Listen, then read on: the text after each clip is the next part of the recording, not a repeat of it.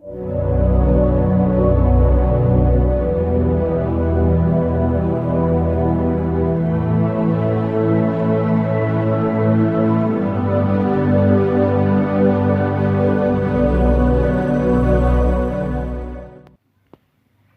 रचित सुसमाचार अध्याय 17।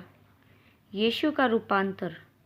6 दिन के बाद यीशु ने पतरस और याकूब और उसके भाई यूहन्ना को साथ लिया और उन्हें एकांत में किसी ऊंचे पहाड़ पर ले गया।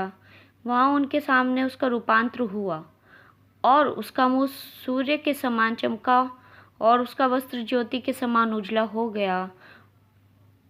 और मूसा और एलिया उसके साथ बातें करते हुए उन्हें दिखाई दिए। इस पर पतरस ने यीशु से कहा, हे प्रभु, हमारे यहाँ रहना अच्छा है। यदि तेरी इच्छा हो तो मैं यहाँ 3 मंडप बनाऊं, एक तेरे लिए, एक मूसा के लिए और एक एलिया के लिए। वह बोल ही रहा था कि एक उजले बादल ने उसे छा लिया और उस बादल में से ये शब्द निकला, ये मेरा प्रिय पुत्र है जिससे मैं प्रसन्न हूँ, इसकी सुनो। चेले ये सुनकर मुंह के बल गिर गए और अत्यंत डर गए। यीशु ने पास आकर उन्हें छुआ और कहा, उठो, डरो मत। तब उन्होंने अपनी आंखें उठाई और यीशु को छोड़ और किसी को ना देखा। जब वह पहाड़ से उतर रहे थे तब यीशु ने उन्हें ये आज्ञा दी, जब तक मनुष्य का पुत्र मरे हुओं में से ना जी उठे तब तक जो कुछ तुमने देखा किसी से न कहना। इस पर उसके चेलों ने उससे पूछा, फिर शास्त्री क्यों कहते हैं कि एलिया को पहले आना अवश्य है? उसने उत्तर दिया, एलिया अवश्य आएगा और सब कुछ सुधारेगा। परंतु मैं तुमसे कहता हूँ कि एलिया आ चुका है और लोगों ने उसे नहीं पहचाना, परंतु जैसा चाहा वैसा ही उसके साथ किया। इस रीति से मनुष्य का पुत्र भी उनके हाथ से दुख उठाएगा। तब चेलों ने समझा कि उसने हमसे यूहन्ना बपतिस्मा देने वाले के विषय में कहा है। दुष्टात्मा ग्रसित बालक को चंगा करना।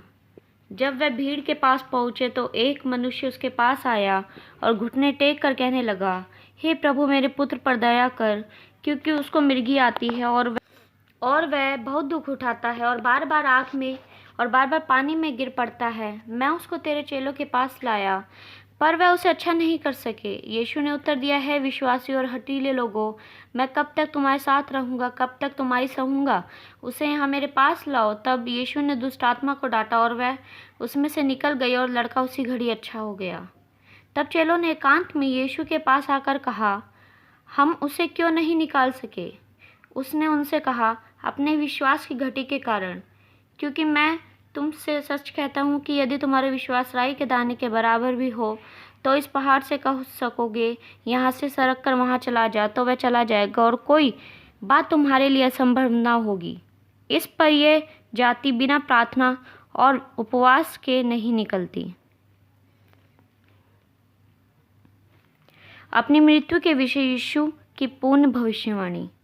जब वह गलील में थे तो यीशु ने उनसे कहा, मनुष्य का पुत्र मनुष्यों के हाथ में पकड़वाया जाएगा और वह उसे मार डालेंगे और वह तीसरे दिन जी उठेगा। इस पर वह बहुत उदास हुए। मंदिर का कर। जब वे कफरनहूम पहुंचे तो मंदिर का कर लेने वालों ने पतरस के पास आकर पूछा, क्या तुम्हारा गुरु मंदिर का कर नहीं देता? उसने कहा, हाँ, देता है। जब वह घर में आया तो यीशु ने उसके पूछने से पहले ही उससे कहा, हे शमौन, तू क्या सोचता है? पृथ्वी के राजा महसूल या कर किन से लेते हैं, अपने पुत्रों से या परायों से? पतरस ने उससे कहा, परायों से।